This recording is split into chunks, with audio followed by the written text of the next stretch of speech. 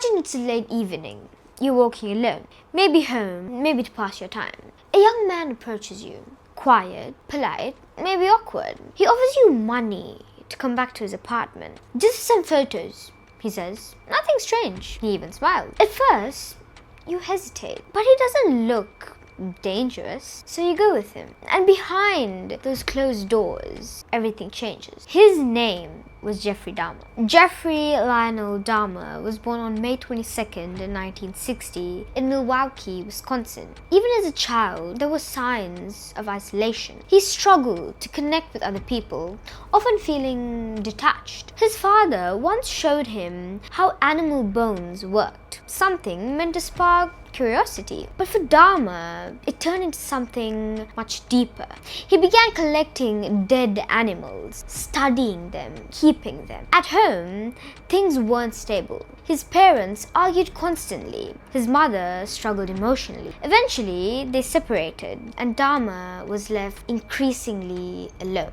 By his teenage years, he was drinking heavily, doing drugs, disconnecting from reality, and developing disturbing fantasies centered around control and dominance. In June 1978, just weeks after graduating high school, everything crossed the line. Dahmer picked up a hitchhiker named Stephen Hicks. They talked, drank, and had fun. And when Hicks tried to leave, Dahmer panicked, not wanting to be alone again. That moment turned into his first real murder. Afterward, he hid what he had done. And for years, there were no known killings. But the thoughts didn't disappear, they grew. By the late 1980s, Dahmer returned to his pattern. But now, it was more calculated. He targeted young men, often in vulnerable situations. He would approach them in public places, offer money, drinks, or a place to stay, and bring them back to his apartment. Once there, he would drug them, removing their ability to resist. What followed was not just violence, but a disturbing need for control to keep his victims from leaving permanently. And yes, part of that control led to acts that shocked the world when revealed. Dahmer engaged in cannibalism, believing it would make his victims a part of him, a way to never feel abandoned again. And the most terrifying part? He lived like this for many years. Neighbors complained about strange odors, odd noises, but nothing was fully investigated. Life went on right next to him.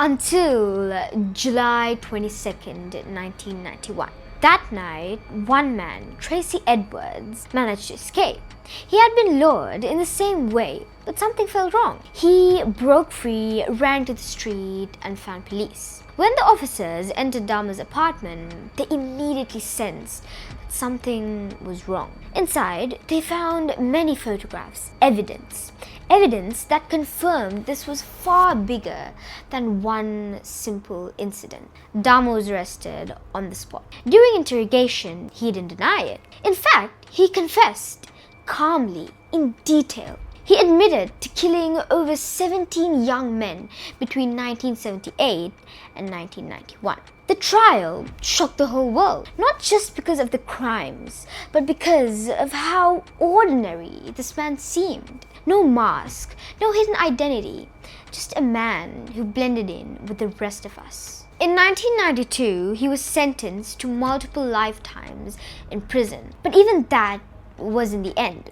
In 1994, Jeffrey Dahmer was killed by a fellow inmate.